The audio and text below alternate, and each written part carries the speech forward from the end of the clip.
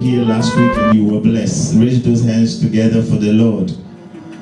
Wow, amen. Praise God, praise God. Last week we studied on God's testing for God's trusting, and we dealt with Joseph and so many aspects about Joseph.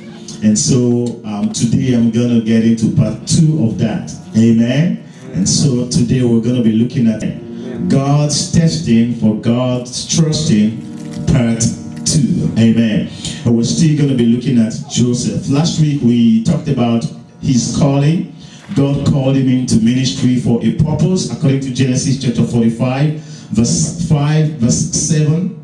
It clearly says that God assigned him and called him so that he will be able to preserve lives. In other words, for him to go ahead and preserve the life of the people of God, the children of Israel. Amen.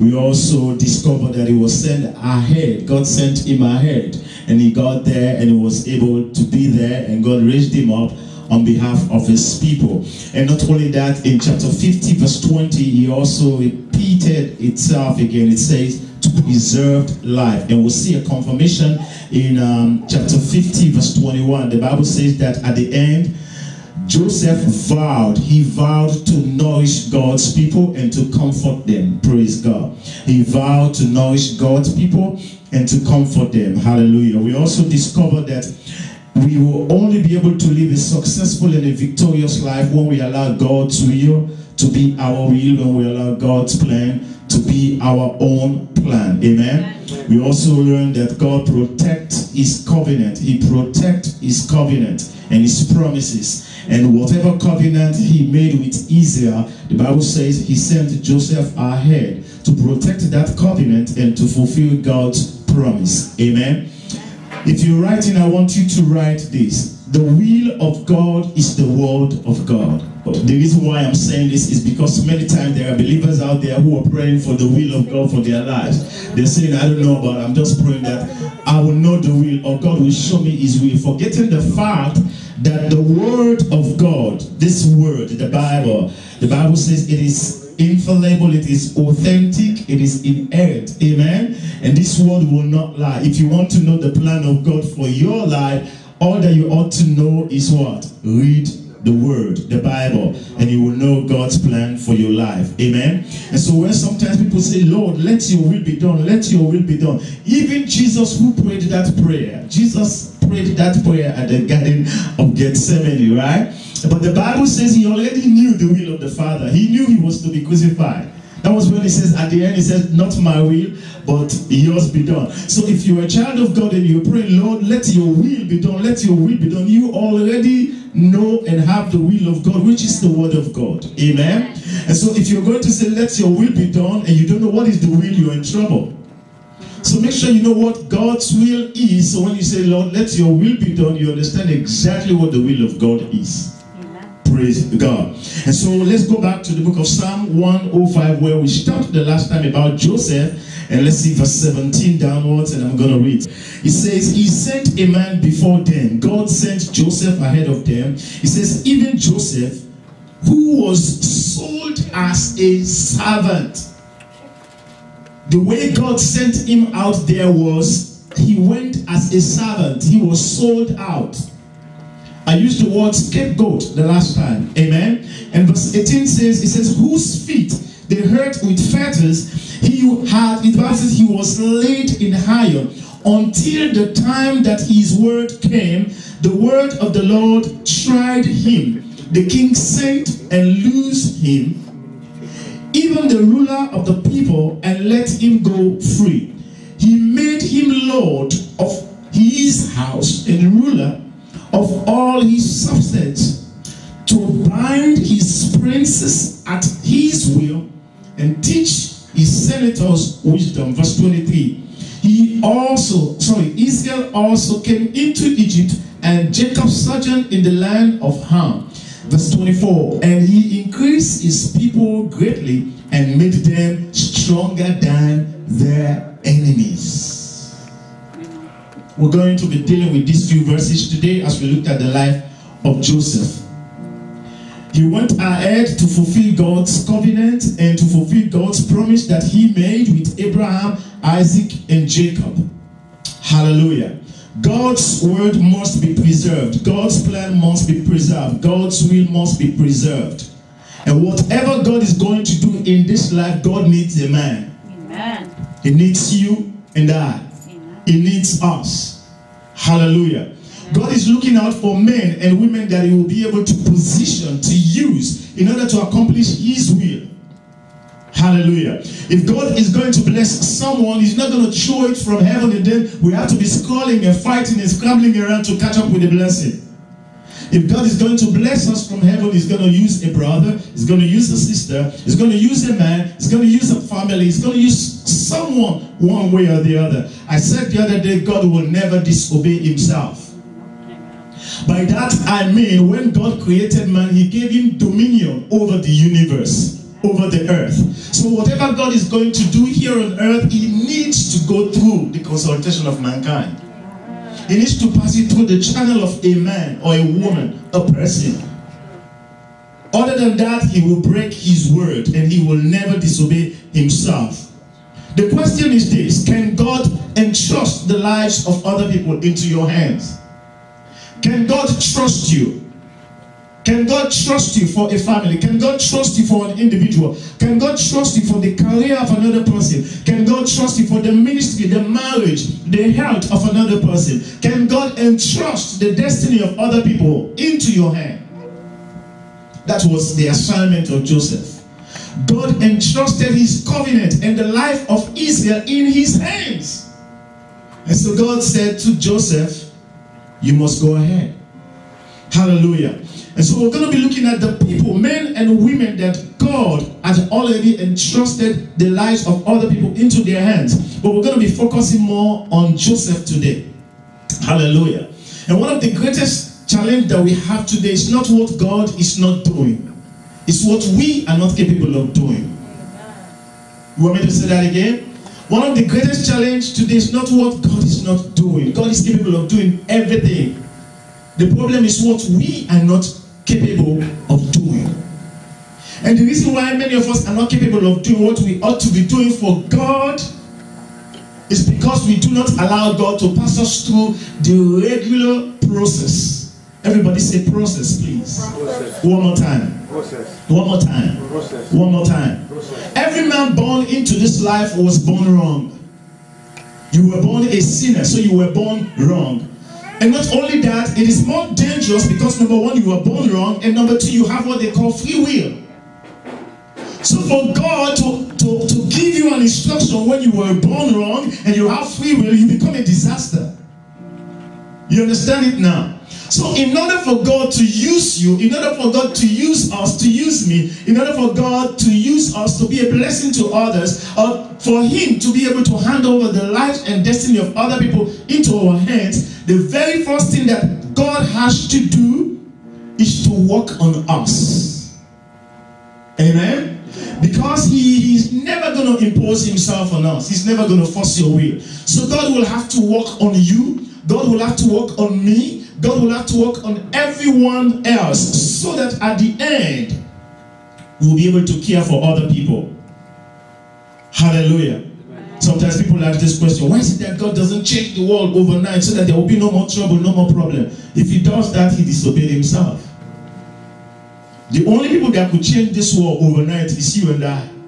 We, as human beings, because everything belongs to us. He gave us the authority, the dominion. Hallelujah. So as a result, we ought to be able to care for each other, love each other. Hallelujah. To be a blessing to each other. Amen. We should not allow ourselves to be overwhelmed by our own personal vision alone. I'm not saying that you do not have to have your own personal vision. But what I'm saying is that let God's vision be your vision. Let God's will be your will. God's plan be your plan. Because you know what? The plan and the will of God for our lives is not just personally, it's generally. Because whatever God is going to use Sister Agnes to do or to accomplish, I'm going to benefit from it. You're going to benefit from it. Yes. Your own plan is a self-centered plan. It's me, myself, and I. If it is not for me, no one else. Your own plan is just about yourself, your family. How many of you made breakfast for me this morning? Let me see your hand. Good. 1%. Should raise the hand up. Amen. How many of you made breakfast for the boys this morning? And why not? It's not your responsibility. Amen. You don't care about it because it's not part of your family. You came from a different home. He came from another apartment or home. And so you don't care whether he ate this money or not. It's not your business. All that you know is, hi Boris, happy you were in church today. Praise God. So if you have your personal responsibility, I have my personal responsibility. We all bear our own personal responsibilities. But God is saying, no, that is not my intention. God is saying, this is not my plan. My vision, my focus, my plan, my purpose is general. So whatever I am going to do in the life of Sister Christian and Sister Nancy should enjoy it for me.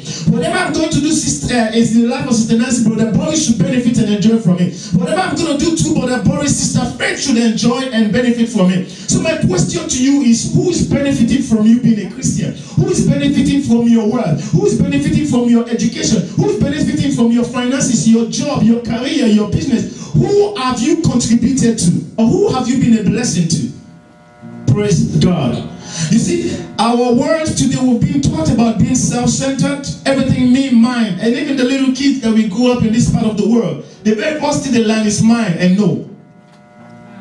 If they don't say no, they will say mine, mine, mine. Everything they grab them among themselves. Don't want to share. Hallelujah.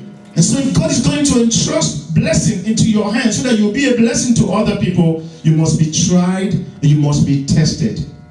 Amen? Amen. You must go through the normal protocol because God's vision is a corporate vision. Amen. Can we all say that together? Say God's vision. God's vision is a corporate vision. It's a corporate vision. The reason is your destiny is connected to the next person. Your destiny is connected to this church.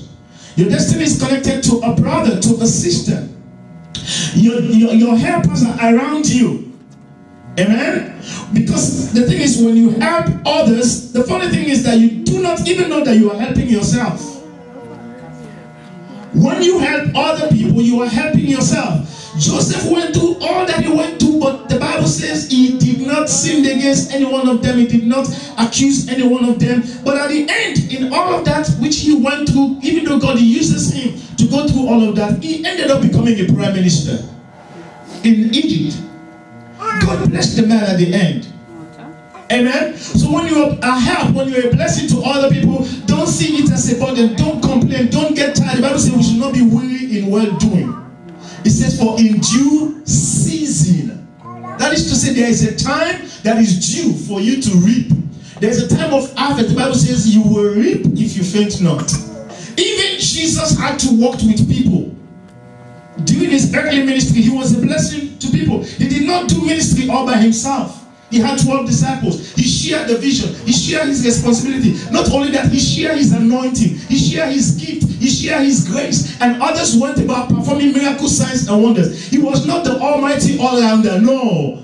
At one time, he sent them out. They came back and said, they were saying, we cast demons, we did this, we did that, and all of that. And Jesus says, he said, don't just rejoice about those mere things. Rejoice because your names are written in the book of life in heaven. Amen.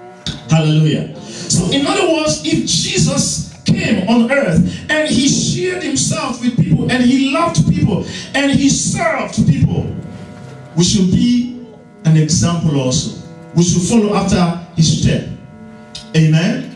Follow after the pattern and the standard of the Lord Jesus Christ. I'm going to throw light on certain things, but let me say this to you. Even God himself is also a clear example. He shared himself. According to Genesis, the Bible says that he shared his image with us. Number 2, he shared his breath with us. Number 3, he shared authority with us. He shared leadership with us. He shared ownership with us. You have dominion on earth. You are the image of God. You are bearing God's breath. So God shared all those things. It should have been self-centered. It should be a greedy God and say, who are these people? They are just one of my creatures. But no, he shared everything with us. What have you shared with other people? Go back to Psalm 105 verse 17. Let's take it from there. We're going to go deeper. Are we ready for this? Set a man before them Joseph, who was sold for a servant. It could have been another way or means to which he could have got there. But he was sold as a servant or for a servant. Then it continues, says, whose feet they hurt with fetters. He was laid in iron until the time that his word came. The word of the Lord tried him. The king, take note now, take note, the king sent and loosed him, even the ruler of the people, and let him go free. I love this. I love this. Hallelujah. He made him Lord. Take note now. He made him what? Lord. Imagine they make this man Lord. Lord of his house and ruler of all his substance. This man has lost his own personal self-centeredness. He had lost his pride and ego. Imagine Pharaoh making Joseph Lord over all his wealth and even his own household. If Joseph was full of himself and he was a greedy person, do you think he would have been in this position? No, that's number one. Number two, let's assume that even, let's say he managed to get there. Do you think that he would have been a successful leader? No. He was in prison and yet he was interpreting dreams for other people. He should have said, pay me. If you don't pay me, I won't interpret. It's my gift. But the Bible never recorded that Joseph was paid to interpret dreams. Amen? Amen. With all the talent and all the potential that he got, he could have said, well, you know what, Pharaoh, since now you know that I'm wise and God is with me and I have the anointing, you know what, you have to be giving me my own allowance. I need my allowances every month. He could have said, well, with all that happened to me, and you know what, I walked my way through, I suffered through this, and now that I'm here, you know what's going to happen? Nobody's going to come close. He could have been overwhelmed with pride, and anyone that wants to raise up his or her head, he will step on them. Why? Because he said, you don't know what I went through, you don't know what I've been going through, you don't know all the shame, you don't know I was sold, you don't know I was dumped down in the pit, you don't know I was embarrassed, my clothes was torn apart, and my brothers betrayed me. He could have had all those grudges within himself, and he could have said, you know what, I'm going to be a mad dog now that I'm a prime minister. Anyone that comes by, no. But I love what happened to the man. Take note now. The Bible says, even though he was made to be ruler of the substances of Pharaoh in Egypt, the Bible says, listen, verse 22, can we all read that? He has authority to do what? To bind his princes at his own pleasure. He also had authority to teach his senators what? Why could they entrust the entire leadership, senators, in the hand of Joseph? The man was trustworthy. God had already finished with the man. God had already polished the man. He was off from the shelf now. Many of us are still in the shelf. We are overwhelmed by our self-centeredness, our pride. The other day I was talking about pastors. Now everybody wants a title doctor. Everybody wants a title bishop. And so some pastors, them now, who dare you to call them by their names? Amen? Amen. Every little miracle is online. Oh, the man who raised the dead to life, the man who made the blind to see, the man who made the lame to walk. No, you ought not to be advertising yourself. Allow God to advertise you. At the fullness of time, your showing will come. Amen. Amen. Amen. At the fullness of time, God will raise you up. Listen, when God decided that you're going to be raised up, no man will stop you. Amen. Because any man who attempted to hinder or to stop, you know what they're doing? They are trying to hinder and stop God. But there is no man that will stand against the counsel of God. The Bible says the counsel of God shall stand. That which God has purpose will be accomplished. Amen. He is of one mind. No one will change him. Amen. Be patient. Be courageous. Be very, very courageous. Be very, very patient. No matter what you are going through now, stay on and hold on and be faithful and serve God. At the end, you will reap if you faint not, in the name of the Lord Jesus Christ. Amen. God is a good God. Amen. He will definitely see you through in the name of the Lord Jesus Christ. Amen. So the Bible says he had authority. Verse 23 says, Israel also came into Egypt, and Jacob sojourned in the land of Ham. Listen, when Israel came He could have revolted against them and revenged and imprisoned them all. He treated them all in kindness and in love. Amen. Verse 24 says, and he increased. He says, and he increased his people greatly. You see that? To the extent the Bible said that, it says he made them stronger than their enemies. In our world today, everybody wants everyone else to come and say, sir, yes, Oga, yes, bros, yes, sis, hey, yes, mister, oh, yes, Mrs. Everybody wants to be honored, but who are you honoring? Everybody wants to be loved, but who are you loving? Everybody wants to be cared for, but who do you care for? Everybody wants to be blessed, but who are you blessing? Everybody wants to be provided for, but who have you provided for? So sometimes when we talk about Joseph, he was not a funny man. He went through a lot. Amen? Amen. The man lost his reputation for the things of God. Hallelujah. Amen. He lost his own vision in order to maintain the vision of God. And had it not been that he ran with God's vision, he would have lost the corporate vision and the plan and purpose of God for Israel. Many of us, even in the church, we care about ourselves, we don't care about others. Anything that we have as a plan for the church, say, oh, it's their business. Tell them I'm not available. Tell them not to call me. Praise God.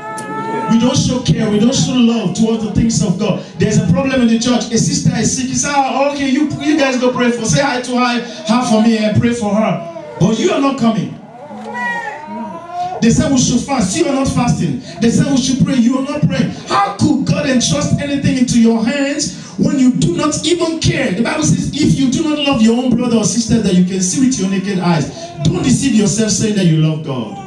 God is looking for a man and a woman of character. Someone that is humble, that is broken. Someone that will say, yes, Lord. Imagine God himself. Listen, all the fruit of the Spirit that we talked about, that the Bible even emphasized on, look at God. He has every one of them. Amen. God has all the fruit of the Spirit. He's not asking us to have or to receive that which he doesn't have himself. Long-suffering he is. Forgiving he is. Patient he is. God is everything.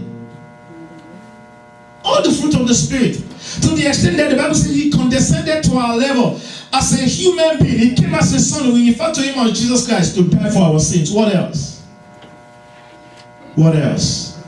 He's a clear example of selflessness.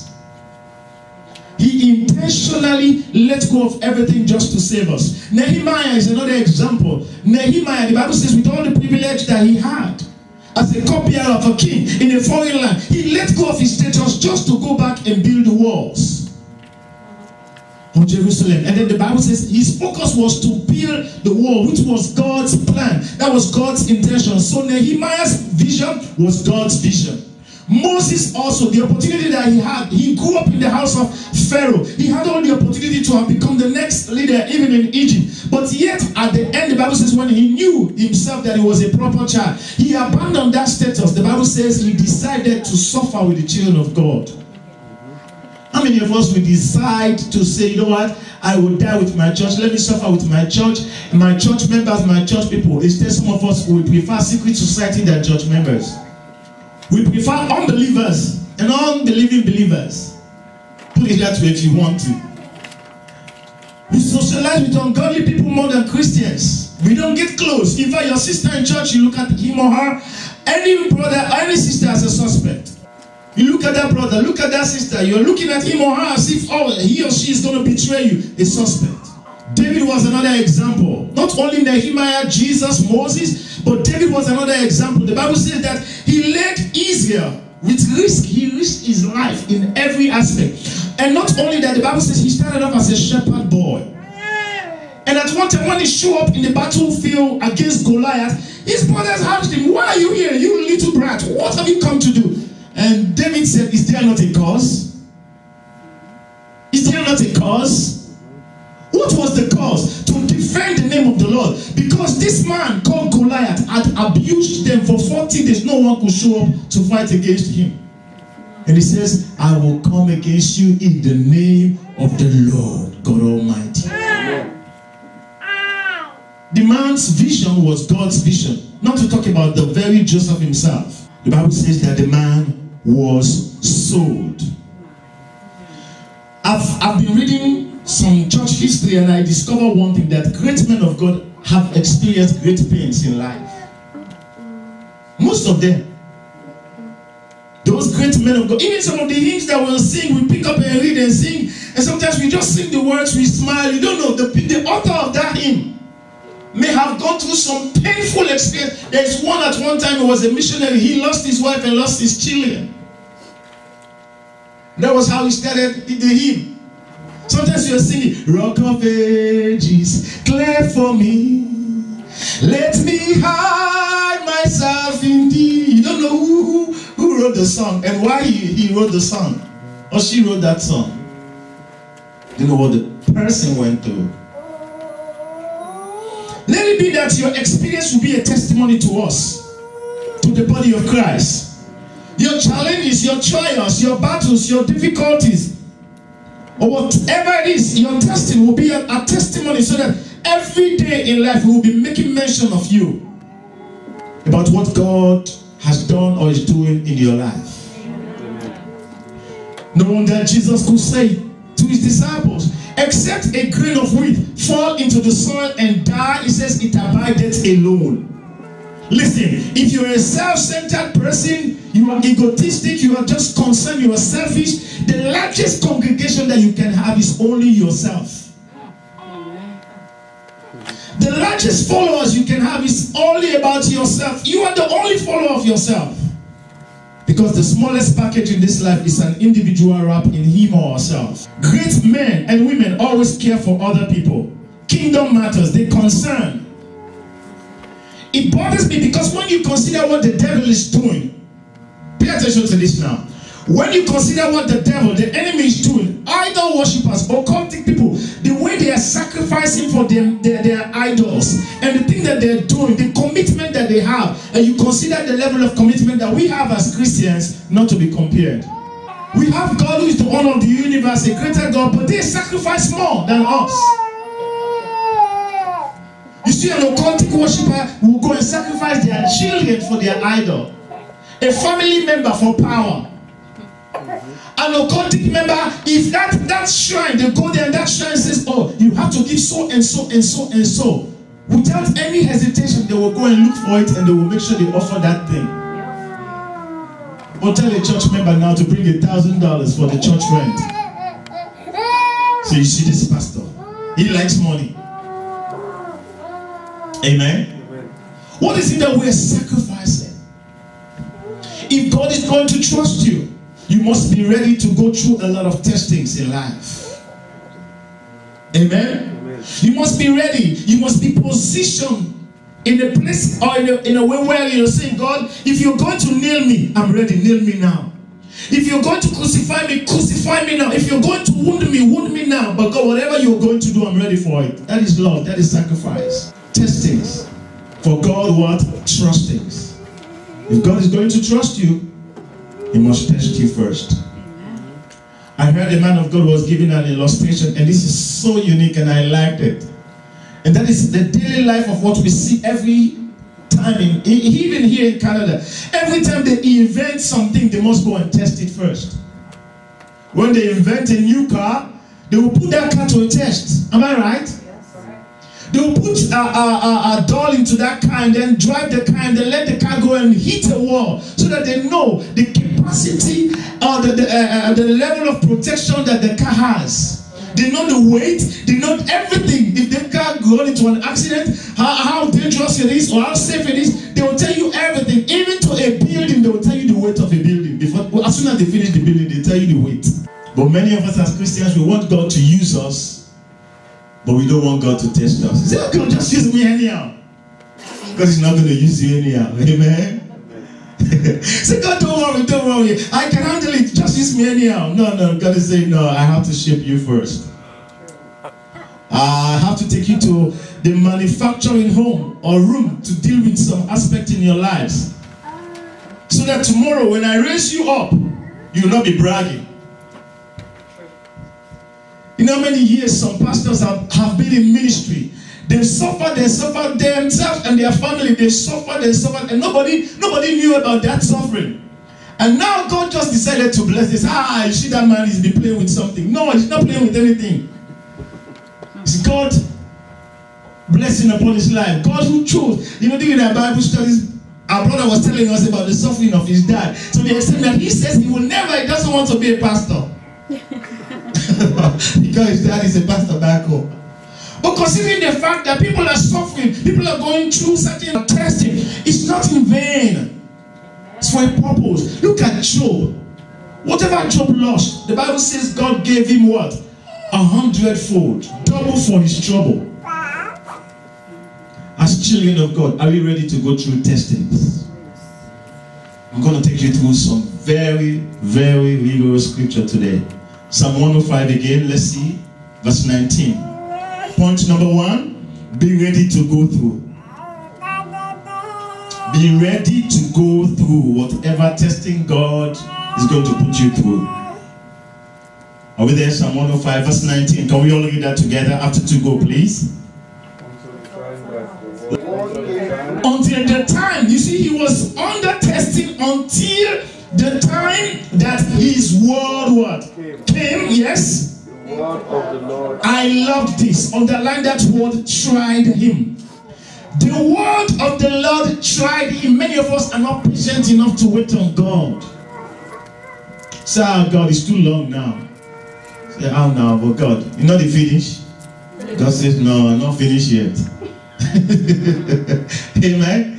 He says, the Bible says he was tried until his word came. If your word hasn't come yet, still stay under that trial.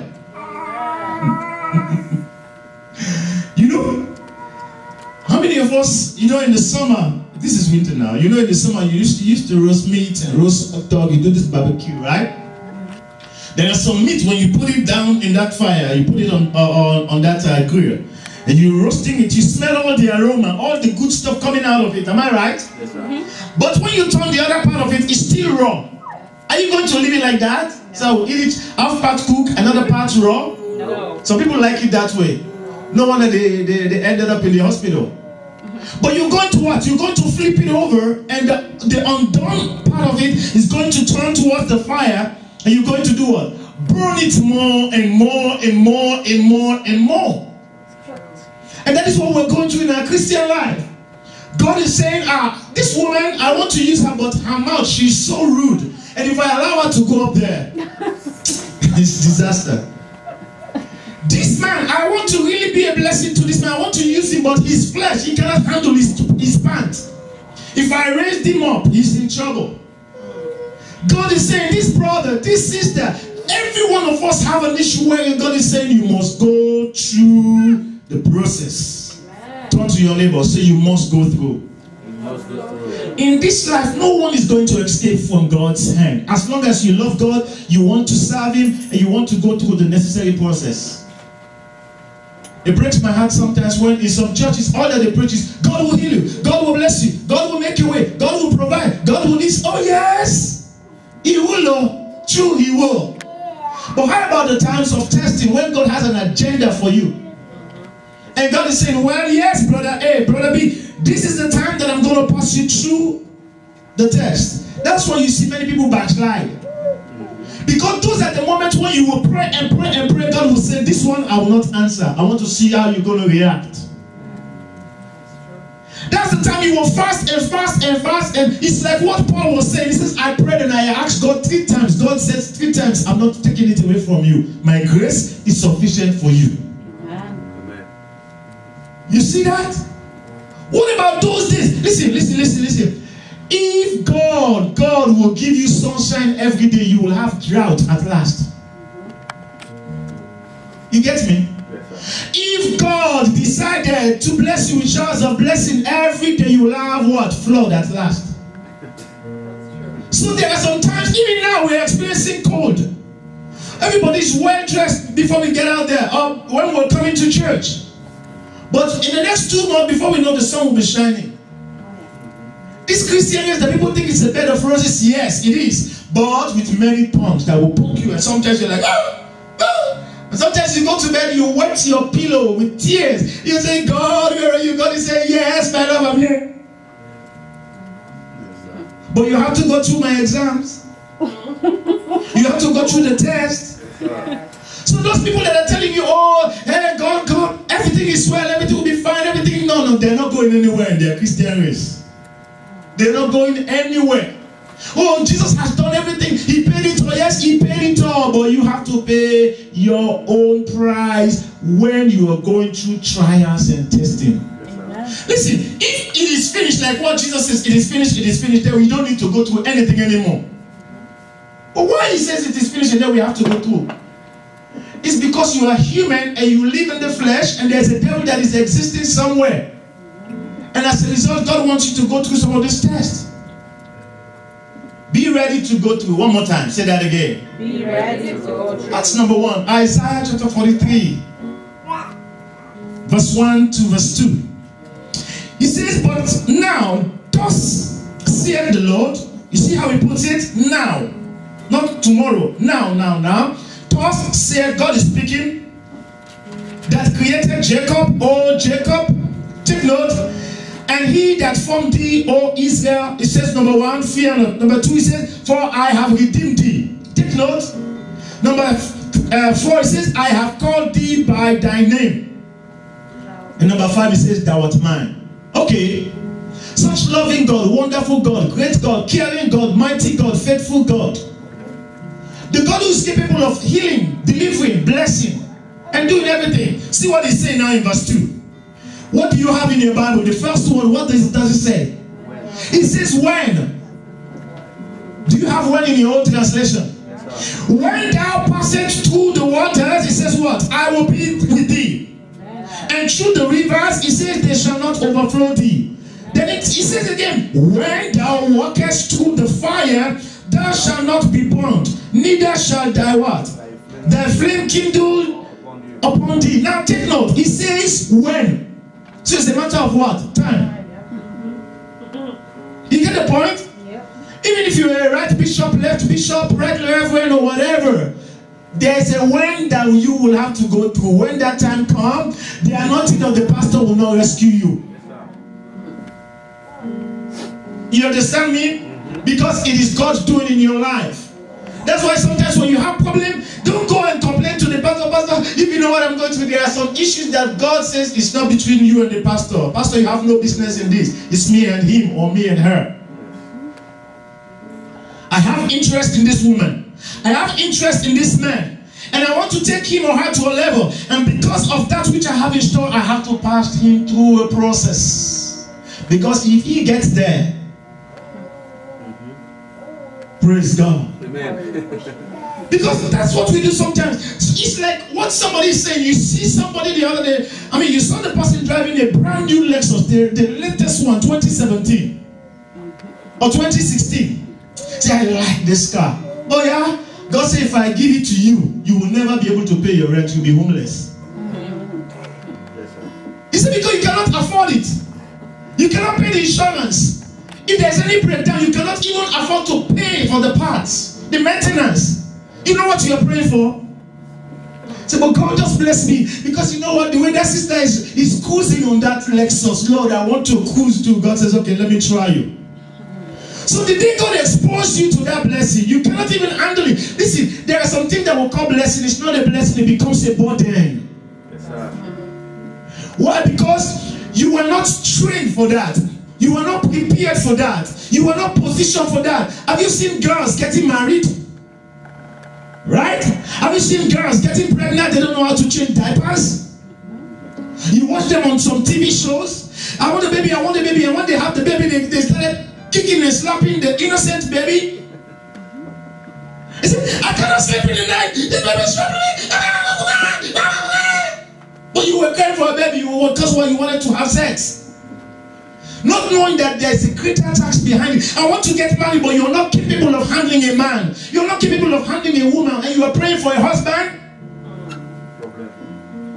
You cannot even handle your own personal anger. You are bringing someone else's garbage into your life. God is saying, no, go through the fire first. Let me finish with your own personal anger. So when brother wickedness comes, you can handle him. Or when sister anger comes, already I'm finished with you. You can still handle her.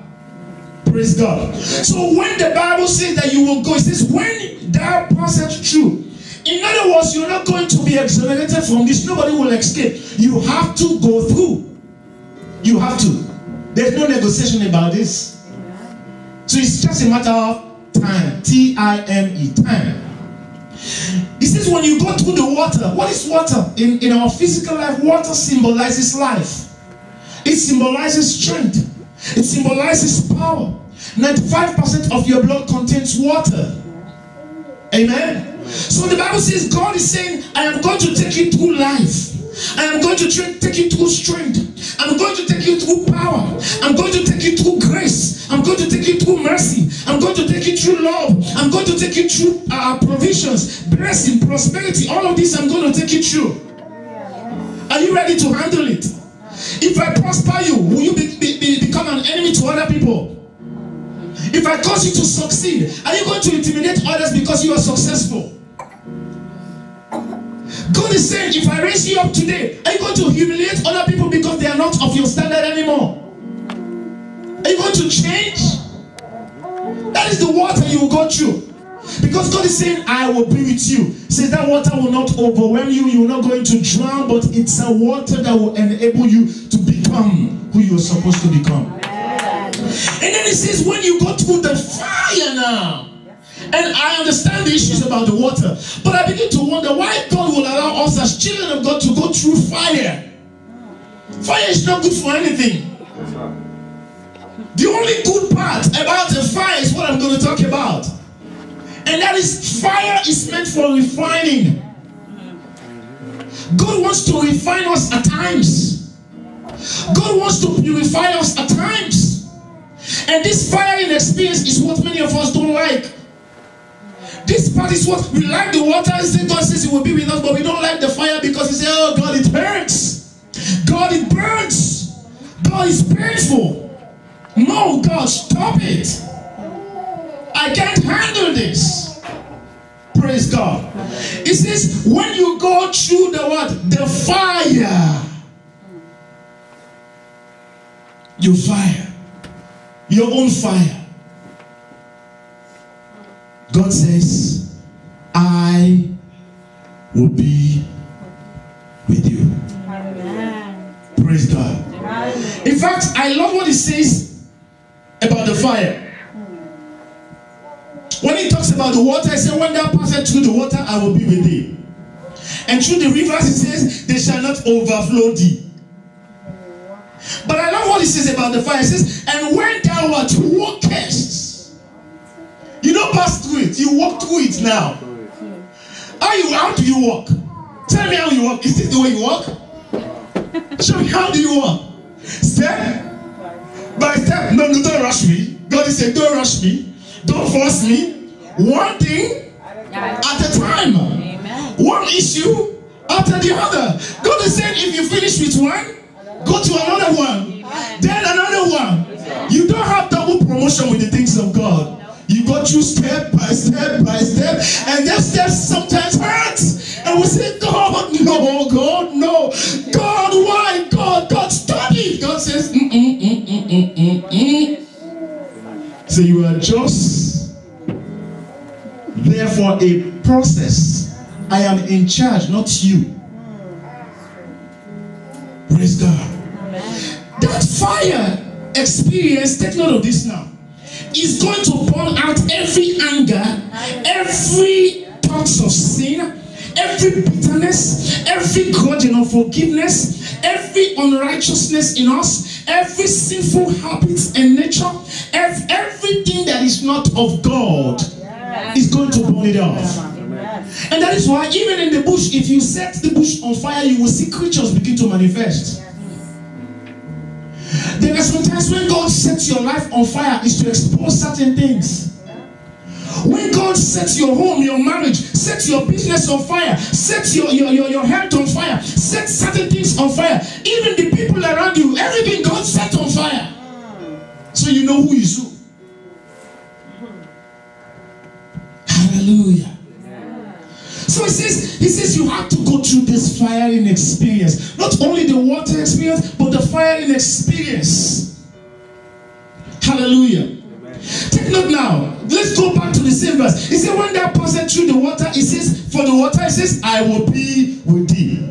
Right? And then when he talks about the rivers, he said, they shall not overflow thee.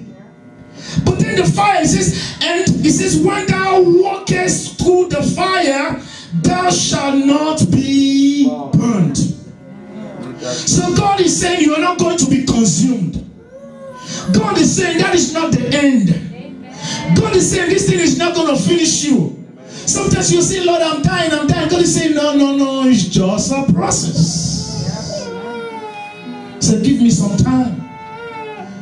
God is saying, no, no, no, it's not going to finish you. In fact, it's the beginning of all beginnings. Don't worry, I am with you. He says, I will, I will, I will. Whenever it says when you pass or when you walk and when you go through, you see what comes after. It says, I will. So God is saying you are not going to go through all by yourself. God is saying, I am going to go through with you. Amen.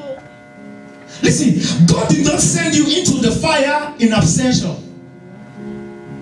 God is saying, Sister Aggie, come, let's go and let's go together. Come. He's saying both of us are going to be there together. Amen. Remember when Shadrach, Meshach, and Abednego, when they were in the fiery furnace, what happened? What happened to them? No, they were not burnt. Something happened. You forgot? Thank you very much. The Bible said there was a third personality that showed up, and the Bible says Nebuchadnezzar looked, he says he was as the Son of God. At that time, Jesus Christ was not yet born. But how did he know that he was as the Son of God? Read your Bible very well in Daniel. Because God himself is the consuming fire. So God is saying, when you walk, let's walk now. When you walk through the fire, he says, I will be with you. We are walking together. I am with you. Listen, this fire is not going to consume me because I am there. Hallelujah. God bless you, my dear. But do we trust God to go through the fire in experience? Do we trust God that God is not going to fail? Do we trust God that at the end, after all that you go through, you will not be disappointed? Do you trust God that all the pain will not be in vain? Do you trust God that all the shame, all the embarrassment, all the challenges, all the trials, and all the persecution will not go in vain? Amen. He says he's not unrighteous to forget your labor. Amen. And your service. Amen. When you pass through. You see, Joseph has to go through a lot of fiery experience. At the end, the man has no pride. At the end, the man could not, he had no strength to revenge again against his brothers. He could have done it, but he said, no. He said, God already finished with me. There are some people, when they wear brand new shoe, you step on that shoe, they say, I'm sorry. The man just says, okay, it's okay, don't worry yourself. Brand new shoe. But you try it with me. You understand? That means I'm talking about you now. Some people say, everybody will know that somebody stepped on you. How sanctified are we? How patient are we? How loving, how caring, how humble, how holy, how purified are we? How are we spiritually as well as physically that you can carry other people? Some people will spit on you, others will pee on you, others will poo on you, others will abuse you, others will maltreat you, but yet you say, you know what, do whatever you are doing, do it now, but you know what, we'll get there. Do you know one funny thing in life? Listen to this very well. If somebody punch you, you punch them back, it makes no sense. Because they might not feel the punch. That's one. Number two, at the end, you are just the same person. Punch me, I punch you. Punch me, I punch you. But when someone else punch you, right? And then you look, they walked away, they have a lot of things to think about. What's wrong with this man? Why is it that he's not saying anything? Why is it that he didn't get up to punch me back? What happened? Listen, the bigger picture is always, or the bigger person is always there to say, you know what? I'll let it go. The Bible says that Abraham and Lot, they had wealth. God blessed them, but it was Abraham that God called and not Lot.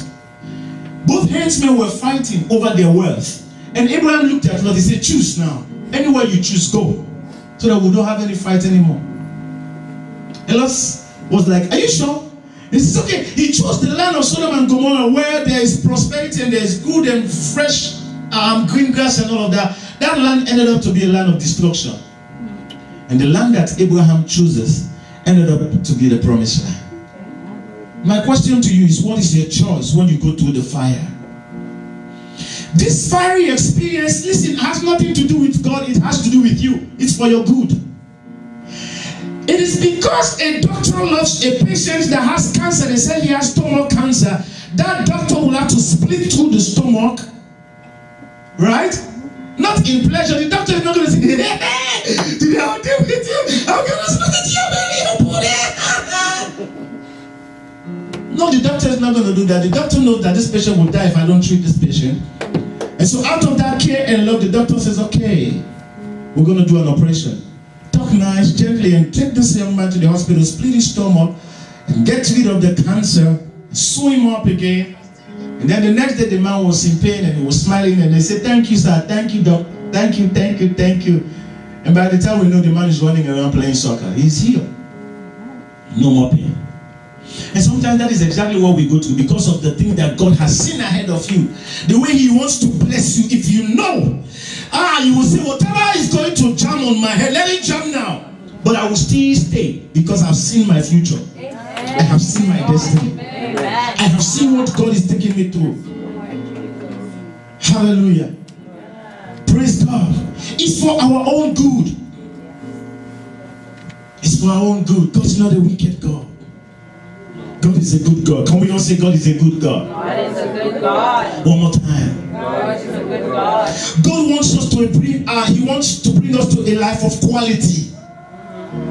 You go through that fire so that your real qualities will manifest. All the hidden treasures within you will come out. The taste of your life, those good aroma of your life. Don't be a man or a woman that people want to run away from. I don't want to be with that woman. I don't want to be with that man. Why? When you open your mouth, hey, nobody likes to be around you because you are an angry man.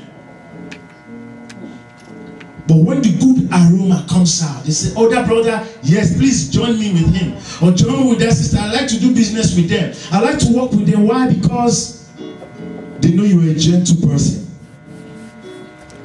The reason why you go through the fire is because God wants to help you. Wants to purify you. God wants you to reign on His behalf. And so if you're going to be a representative of God, you must be roasted. Put it that way. You must be what? Roasted.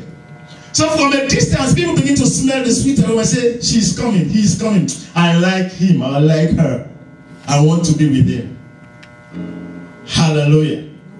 The fire is not to show that God is all powerful. No, even the fire itself knows that God created it. And that God is powerful. So it's not for that purpose. Malachi chapter 3. Can we go there, please? Malachi chapter 3. See, verse 1 to verse 4. Can we read that together? Let me go fast. Are we all there? Malachi 3 from verse 1. Let's go. 2 go. Behold, I will send my messenger, take note, and he shall what? Prepare the way before me. And the Lord whom ye seek shall suddenly come to his temple. God will come. Even the messenger of the what? Of the covenant whom ye delight in, behold, he shall come, saith the Lord of hosts. Take note now, verse 2. But who may abide the day of his coming? He's going to come, but who's going to be able to stand it? And who shall stand when he appeareth? For he is what? He's like a refiner's fire. God is like a fire and like a what? Like fuller's soap. Verse 3. And he shall do what? He shall sit. God shall what? God shall sit as a refiner and what? Purifier. A refiner and purifier of silver. Have you ever seen those goldsmiths? When they sit on the fire to do something, to shape something, to burn something, what they do, how long it takes, they put them in the fire, put them in acid water, put them again in fire, put them in acid water to know whether it's real gold or real silver. Have you ever got such experience before in your life? He says, for he is like a refiner's fire and like fuller's soap. And he shall sit as a refiner and purifier of silver. And he shall what? Take note now. He shall purify what? The silver? What is he going to purify? Purify the sons of Levite and purge them as gold. Wow, God is going to purge human beings as gold. And as silver. What a moment. He says what? That they may offer unto the Lord what? An offering of righteousness. Listen to this, beloved. You can never be able to live a righteous life. You can never be able to live a life that is pleasing unto God until God worked on you. Amen. The only thing that you are doing is religion without God. God is saying, I am going to sit on them. I'm going to work on them as the refiner. And when I'm working on them, the purpose why I'm going to work on them is that at the end, when they offer sacrifice unto me, when they offer worship unto me, when they give praise unto me, it's not going to be an ordinary one. It's going to be that of what? Righteousness. So God is saying, I am going to work on you. That should be our prayers today. Lord, work on me. Work on me. Work on me. Work on my life. Work on my flesh. Work on my desire. Work on that anger. Work on that bitterness, that jealousy, that unforgiveness, that grudge. Work on that sexual immorality. Work on that fornication, that adultery. Work on that gossip and backbiting. Work on that worldliness, that drunkenness, that smokiness. Lord, anything that is not of you, work on me. Amen. Work on me. Because until God works on you, if not, the blessing is not coming on. God is not going to bless Judas. Do you know that? So if the blessing is going to come, you see, this is why God should work on you. If God is going to use you to be a blessing to other people, God is going to use you to support other people. He has to work on you. He said that the Lord's offering we should offer in what? In righteousness. Then verse 4, he said, then shall the offering of Judah, take note, and Jerusalem be what? Be pleasant unto the Lord. As in the days of old, and as in what? In 4 years. So in other words, God is saying, I have to work on you before you are qualified for me. Read the Old Testament very well. Jesus did not come to do away with the Old Testament. He came to fulfill the Old Testament of the Lord. And look at what normally happens in the Old Testament. Even the ordinary things in the temple should be purified. Among the sons of Levi, there are certain tribes that will go to the pulpit. Certain tribes won't attempt to go to the pulpit lest they die. There are certain things they ought to do. Everything is structured. Instructions are clear and they are in blueprint. Nobody makes mistake. You make mistake, you're in trouble. Even David, when they were taking the Ark of the Covenant of the Lord, they were traveling with it. You remember what happened? When that man Uzziah, the Bible said the thing leaned as if it was going to fall. God gave an instruction, clear blueprint. God said that they should carry the Ark of the Covenant on their shoulder. Right? And then he said they should not put it on anything else but on the ark of on their shoulder. But the children of Israel, including David, they were so rejoicing and celebrating, they put the thing on the cart. And so while the thing was riding on the cart, he got into a gallop or into a pothole. Then the Bible says Uzziah doesn't want the glory of God, the Ark of the Covenant, to fall. He came from the back, from behind, and then he touched the thing. As soon as he touched the thing, he died on the spot. David says, oh my God, the man gave up. Everybody that day, the celebration halted. Everything stopped right there where the thing happened. Why? Because God's word is settled. The Bible says, forever, O Lord, thy word is what? Is settled. So we need to say, God, sit on us, Lord, work on us, Lord, purify us, Lord, be a refiner. Do you know what a refiner is? Or who a refiner is? It's like a goldsmith, as I said before. You put those gold in the fire, and even when it is red, you still put it there. You are blowing the fire, you are blowing the fire. And at the end, when you drop it into that acid, if it is pure gold, you see shine. If it is fake, it will just melt, like that. In life, there is a period of testing in our Christian faith. There's a period of testing. It is never an easy experience. It is easier. When God is blessing you, say, Lord, I love you. Oh, Lord, you are worthy to be praised. Oh, God, you're my God. Oh, you are wonderful. Oh, you are wonderful, my Lord. You are excellent. God said, yeah. Oh, yeah. But let me know now if you love me. You begin to go through some issues, some unexplainable situation, and then you are saying, Lord. So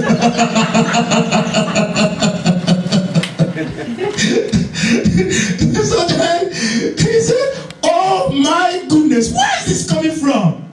Sometimes we say, God, what have I done to deserve this? Was it a wrong decision that I made to serve you?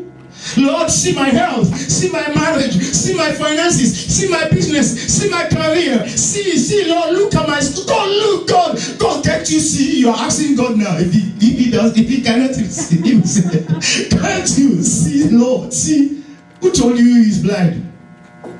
This is, but you are going through what? The firing experience. But one good thing about it is, God says, I am there with you. In life, there are just three sets of people. There are those who are about to enter into that experience of testing. There are those who are already in that experience of testing. And there are those who are about to get out of it because God has already finished with them. Amen? Amen. Some of those people are people when you hurt them, they just smile. It doesn't mean anything to them.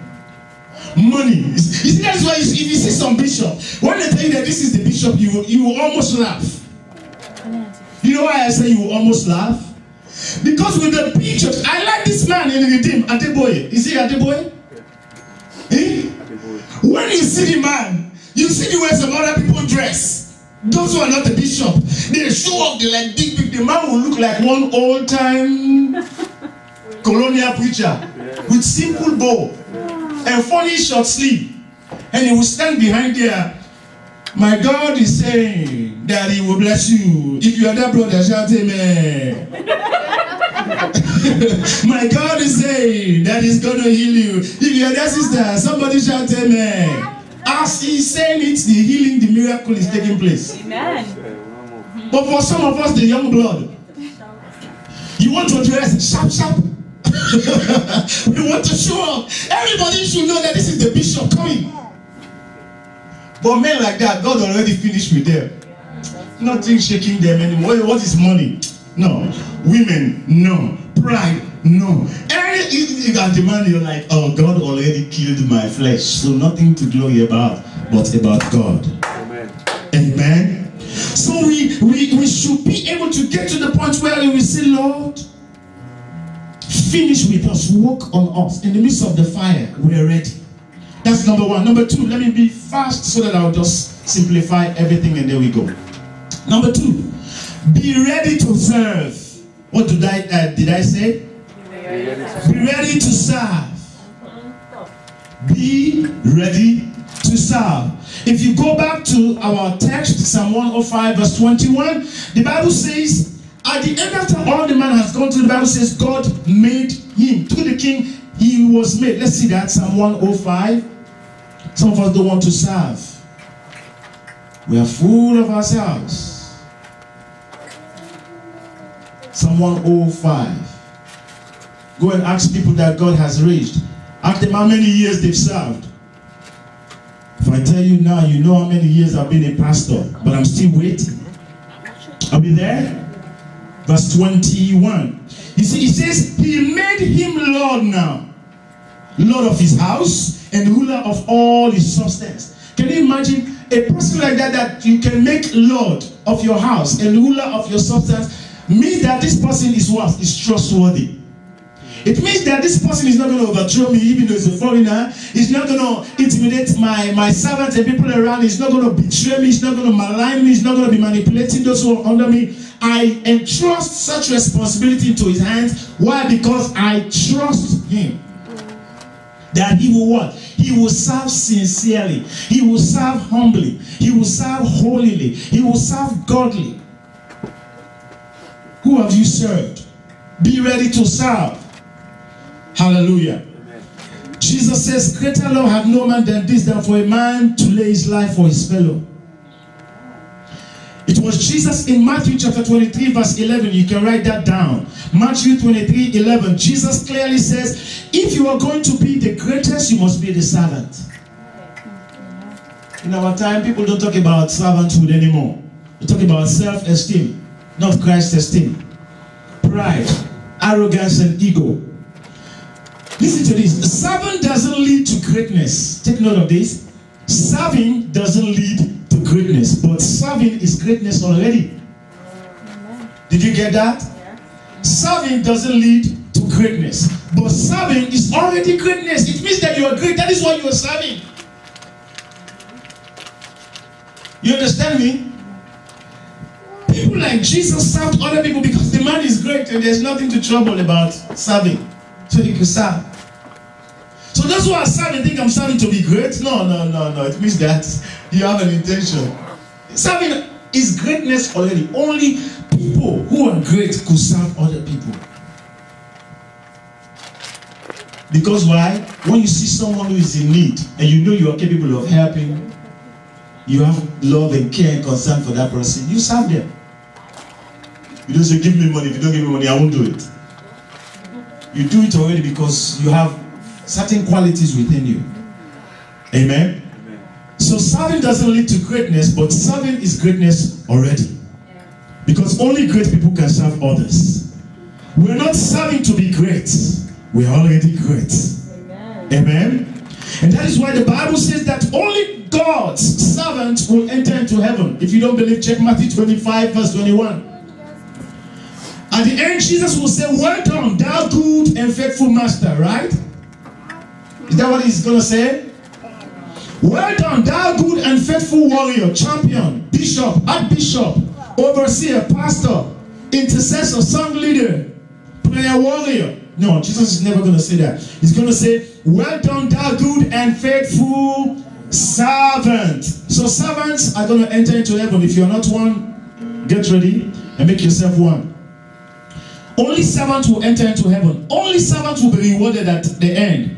Only servants will be rewarded. And number 3, only servants will enter into the rest. Only servants will enter into the rest. And in Galatians chapter 4 verse 7, the Bible says that Paul referred to some of these people in Galatia that they were no longer servants, but the servants were called what? Sons of God. Hallelujah. Hallelujah.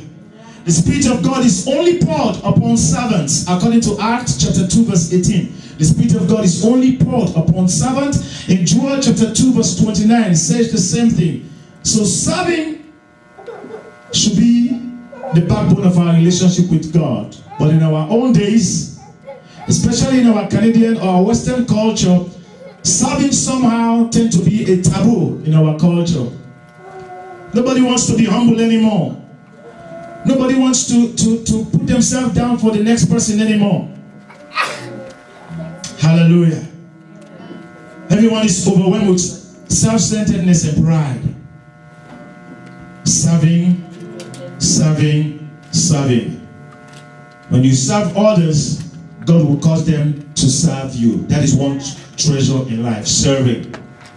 So we see number 1, you should be ready to go through. Number 2, you should be ready to serve. Amen. Number 3, depend on the Holy Ghost. Depend on the Holy Ghost. The Holy Ghost. Stop every ungodly competition. Every ungodly competition, stop it. Depend on the Holy Ghost. You're not racing with anyone. The race is on your head, all by yourself. This Christian race is not how they do, it's how I do. Because it is not what others have done you'll be rewarded for, but what you have done for others. Arrogance has become the order of our day. No wonder there's so much contention everywhere you go. Anywhere. At work, contention. In the family, contention. Husband contending with wife. The manager contending against the supervisor. Church member contending against one another. Because why? There's a lot of ungodly competition. Unnecessary issues. Stop contending for the irrelevant. In Corinthians, the Bible says God called and uses the foolish things to confront the wise. Foolish things. So God used foolish things and foolish people. Are you one of them? I'm one of them. But you're not foolish? Because they don't tell you that. Well, it's in your Bible that God uses the foolish things and the fools for that matter. It's not saying that God doesn't use wise things, but not many of them. It says not many wise, not many nobles. They are full of themselves. Don't you know me? Do you know where I'm from? You know my background? You know my name? Hey, can't you? No, God is saying, I don't need this man. He's full of himself. I don't need this woman. She's full of herself. Independent and very arrogant. They cannot depend on God anymore. It's all about them doing it and not God doing it. That is why Christians today don't want to be controlled. They don't want to be controlled. They don't want to be under leadership. Amen? Many are running from church to church, one place to the other. No more serving God anymore, but looking for their own desires. Many run away from God's plan. Hallelujah. Many run away from God's plan. They don't want to trust God anymore because they don't believe that God will grant unto them their heart desires. But I assure you this, beloved, when you depend on the Holy Ghost will help you out. Praise God. Beloved, I want to tell you this, that the best traffic controller in your life is the Holy Ghost. Amen. He sees what you cannot see. He knows what is in the air that you yourself doesn't even know. He knows what is going on, that place that you want to land concerning marriage, that place that you want to land concerning business, that place that you want to land concerning your career, that place that you want to land in your life. God has already seen it. The Holy Ghost has already been there. And the Holy Ghost is saying, no, don't land there. If you land there, you're going to crash. Holy Ghost is saying it's not safe. Holy Ghost is saying the weather is foggy. Holy Ghost is saying that it's not visible. Holy Ghost is saying go do a detour and come back. Holy Ghost is saying I am your helper. I will not deceive him. I am way above. I can see what you cannot see. Listen to me and let me instruct you. The Holy Ghost is saying the runway is not clear. It's so crowded. And if you try to land now, you crash into other planes. Hallelujah. Amen. The Holy Ghost is in charge. In Job chapter 32 verse 8, he said there is a spirit in man, and the Lord God will give that spirit in man an understanding. That is what he's saying. In the book of 2 Corinthians chapter 3 verse 6, he says the Spirit of God gives life. Hallelujah. Hallelujah. The Holy Ghost knows what is going on in your life. He understands the situation. He knows the challenges. He knows the difficulties. He knows all about your constraints. God is never going to be surprised about what you're going through or what is going to happen to you. You are the one who is surprised. You are the one who is scared. You are the one who is taken unexpectedly. But Holy Ghost knows everything. Depend on the Holy Ghost. Say that to your neighbor. Depend on the Holy Ghost. Depend on the Holy Ghost. He's in charge. He's in control of your life. He's in control of every area and aspect. You know, sometimes when you go downtown Toronto, you see all those beautiful high skyscrapers. And when you look at those buildings, you're like, wow, this is wonderful. You know what is holding those buildings? All that you see is the beauty outside, but the real thing is on the ground. Oh, yes. Those pillars that are holding the building up to stand. If you shake those pillars, you see all those high things will collapse. Amen? Amen? But you see, thank God you have a Holy Ghost that is underneath, that is saying, I am in charge and I'm holding you, and as long as I'm with you and I'm in you, you will not fail. Why would we depend on him? Be careful. Why would we trust him and rely on him and allow him to have his preeminence over our lives? The fourth point is this: love God. Love God. In Exodus 20, it talks about the 10 commandments, and one of it says you should love the Lord your God with all your heart, with all your might, with all your strength, and with some of your soul. Does it say that? No. What does it say? With all your might, all your heart, all your soul. So everything that you're doing for God, put your all in all all into it. Do it wholeheartedly. Praise and worship wholeheartedly. Prayer wholeheartedly. Giving wholeheartedly. Fasting wholeheartedly. The word of God wholeheartedly. Preaching, evangelizing. Whatever you are doing, it is a command. Do it wholeheartedly. Even Jesus, at the end when he was asked, what is the greatest commandment of all? He talks about love, and he talks about love in 2 dimensions. Love the Lord your God, again with all your heart, with all your mind, strength, and soul. And love your neighbor as yourself. Who do you love? Do you love God? Wholeheartedly. Are you giving him your all in all? All of your time, all of your resources, all of your energy. Are you giving it all to him? Praise God. Are you giving your all in all? So you see, if God should entrust anything into your hand, you must first of all be able to love him. Because listen to this very well. Pay attention to this.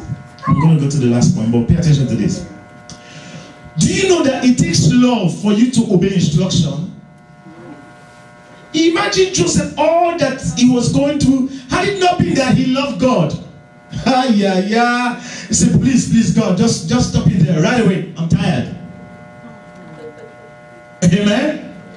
But the man was sold. He says, yes, God has shown me I loved him. He will not lie. He will not fail. I will still follow. He was taken to Potiphar's house. The woman lied on him.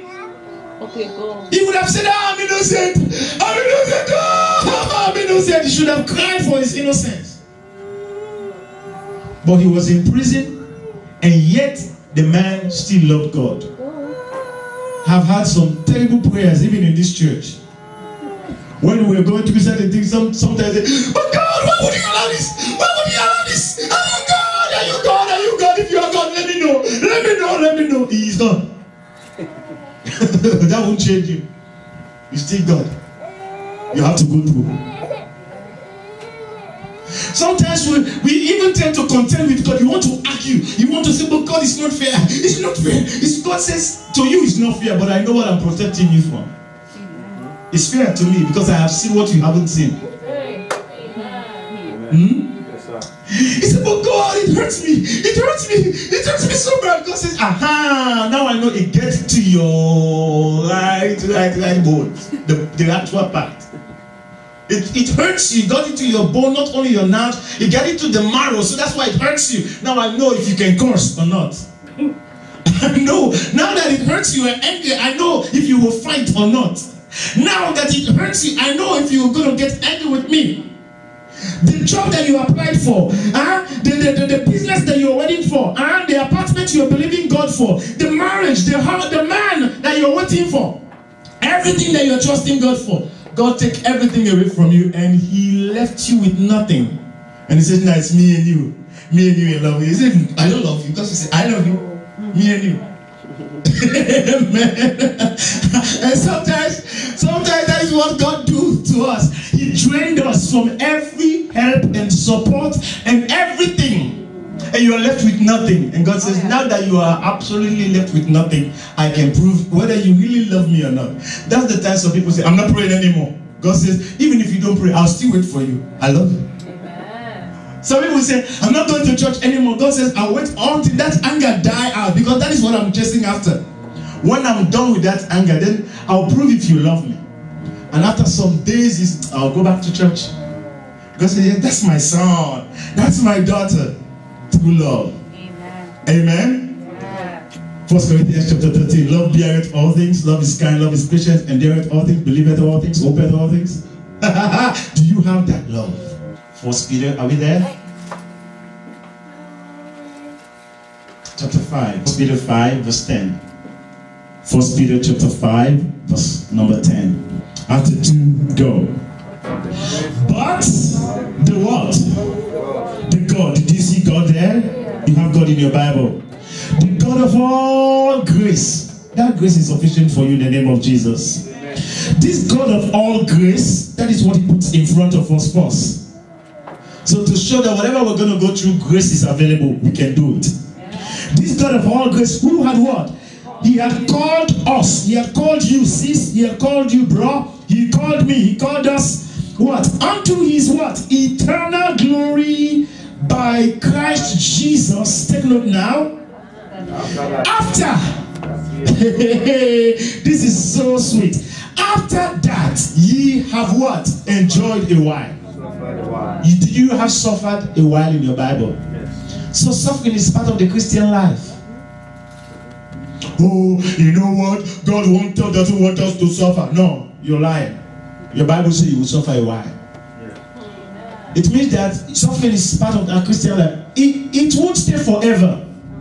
The Bible says for a while, but you must go through it. Hey, as a child of God, you're not supposed to suffer. Hey, everybody that says you're going to suffer, God punished them. That's a lie. God is not punishing no one. As a child of God, sometimes God allows you to what? To suffer, but not forever and not for too long. He says what? For a while. And when that suffering is over, hey. After the suffering, get ready for celebration. The Bible says he will make you what? Perfect. After the perfection, what's going to happen? He will what? Establish. Amen. After the establishment, what is he going to do? He's going to do what? Strengthen. After he had strengthening you, at the end, the Bible says he will settle you in the name of Jesus. Everything that you are going through, go through now. Every pain that you feel, bear it now. Every trial that you experience, endure it now. Every temptation, overcome it now. Every persecution, endure it now. Every challenge, every difficulty, because Jehovah God has promised that it's just for a little moment. It's just for a while. At the end, the Bible says, God, he will establish you, he will settle you, he will strengthen you, he will perfect you. And those who used to condemn you, they will condemn you no more. Those who used to laugh at you, they will laugh at you no more. Those who tend to put you to shame, they themselves will be ashamed. Brother Joseph, that was sold as a slave, ended up a prime minister. Your status will change at the end. Your name will change at the end. God is going to beautify you at the end. God is going to make you a surprise at the end. When the brothers of Joseph, when they got to Egypt, they could not recognize their own blood brother. They saw the man, they don't even realize that this is our own blood brother. And the Bible says Joseph wept bitterly. He asked the others to go out. He asked all the Egyptians, get out. And he called them secretly. He says, I am Joseph. What is wrong with you? I am Joe. Joe. The one that you sold out. I am the very person. Amen. You will be a surprise to others. Stand to your feet in the name of Jesus. You will be a surprise when you will show up, when God will bless you, when God will raise you up.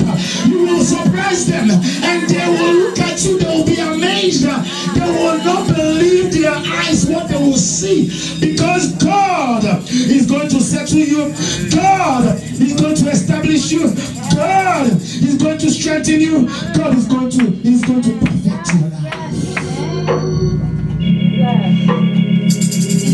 Be courageous, beloved. This Christian race is never an easy road. Matthew 24:13 says, he that shall endure to the end, the same shall be saved. Yes. Live the life that God wants you to live. Be holy. Be righteous. Live a sanctified, purified life. Obey the word of God. People will think that you are a fool. People will think that you are crazy. Others will think that you are religious. People will think that, this man is idle. But at the end,